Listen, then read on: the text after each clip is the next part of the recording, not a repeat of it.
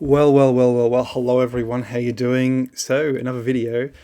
So this one is about the nubs because we need to clear the air about this. There's a lot of theories out there. I even found another theory today. Someone's saying, "Oh, it's a geopolymer inside a crystalline matrix or something like that," and that might explain some of the texture and all this. Yeah, look, there's different ways of looking at that. I'd rather see this more as a kind of facade. In this video, we're going to say what my final view is after 6 years after I made that video, almost 6 years after I made that video in 2017, saying, look, this is obviously a type of facade because it crumbles away, revealing a rougher stone underneath. We know it's smoother on the back than on the front, than on the back. We know that it's very precise on the front, not precise at the back, so it's a kind of facade, possibly. But however we explain that, we also have to explain the nubs, and we also have to explain everything else in ancient history. So let's get onto it. Let's look at all this stuff. And I want to show you what I've come up with after 6 years of thinking about it. And so we have to explain everything. We have to explain Saxo Quaman. There seems to be inverse nubs, and this really excites me. And I think what's going on with the inverse nubs we see here. And eventually I settle on the elephant toothpaste theory, which I'm still advocating, which is quite an interesting theory. Because maybe it hasn't extruded enough through the nubs. What's going on here? Let's think about it. And I also want you to watch.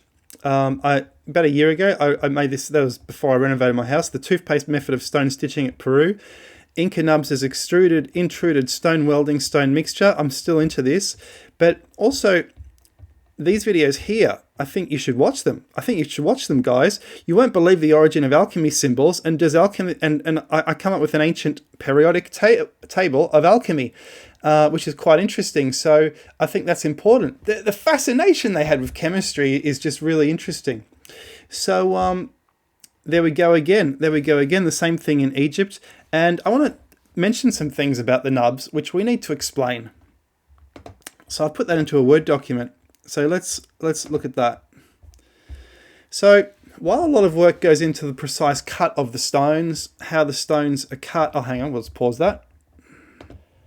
Okie dokie, we've got that sorted out. So let me read this. And this is what people aren't saying. Okay, and this is why I'm making the video, because I want people to say these things. While a lot of work goes into the precise cut of the stones, a lot of energy, people talking, the cut, it's cut so well. The nubs often look random, and no two are the same. And have you noticed this? No two nubs are the same.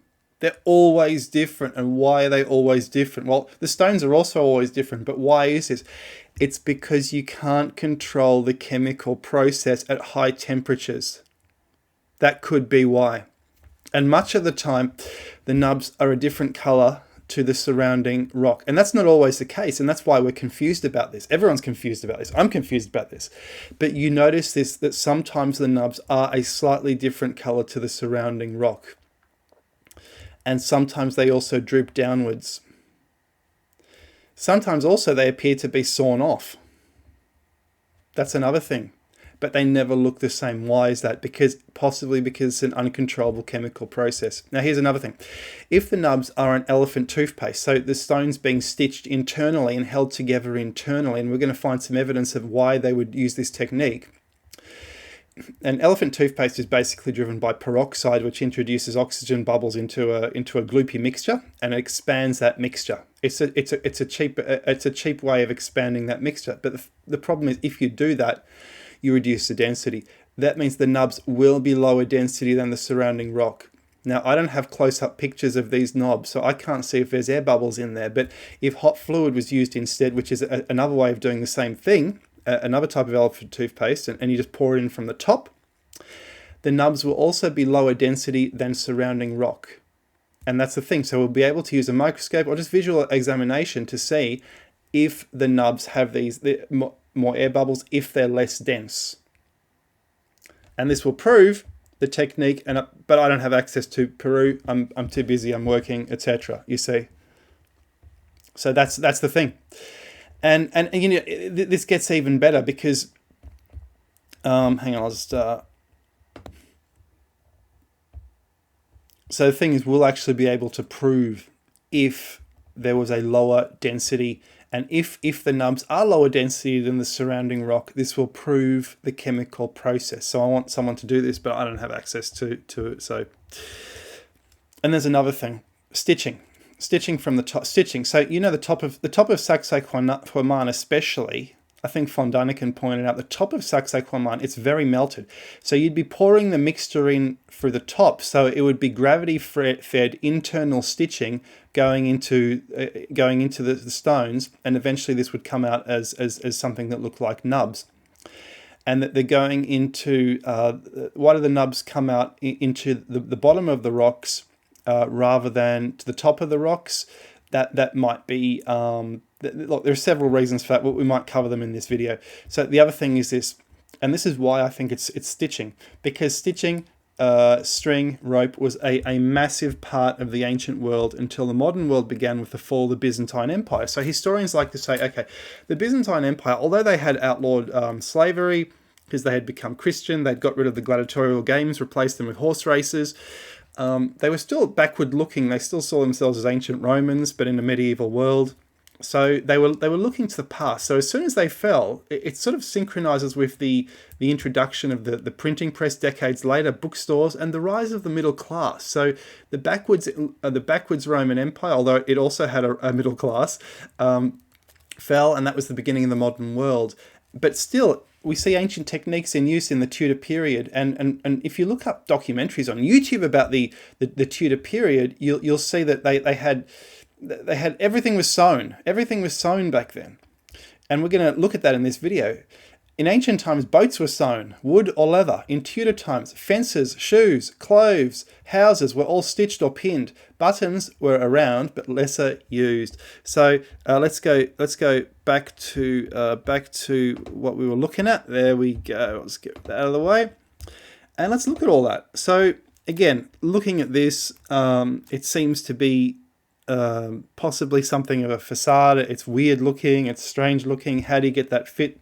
No one builds like this because you can't get that fit. Again, so here we have some kind of Inca man, and he's holding one of the nubs. I'm not sure what's going on there. We can't read his thoughts. So here's the thing, the Khufu boat, and now we start to see some of the evidence. How was that built? It features no nails, along with the puzzle piece joining, I'm sure.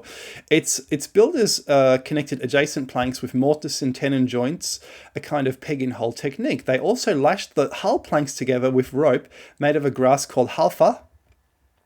And here is an original knot tied by pharaonic shipbuilders. They didn't wrap the rope around or through the hull planks, which might have promoted leaks. Now, this is the interesting thing here. Rather, they worked it through thousands of V-shaped channels, that would be right angles, other angles, channels.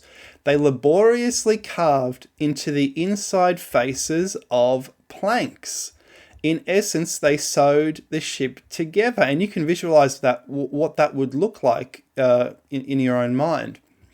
So on the inside of the plank, they carved holes, and then they sewed these through the holes, and you can see this is a certain angles to sew something together. I'm not quite sure how this rope would have been used, but that's how they did it. So if they did it, and they built the pyramids, and they built what we saw at Menkaure, possibly, we're starting to see, and we know there were Aryans in Egypt. We know there were Aryans all over in Ireland.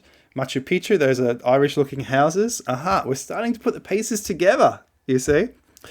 And in Tudor times, they built fences by sewing them together. So this is like a sewn, stitched fence, basically. They put up poles in the ground, and then they jam these branches in between them, and they're sort of weaved in. So it's actually a kind of weaving. This is an easy-to-make woven fence. What do you do with all the sticks on the ground? Well, this is what you do.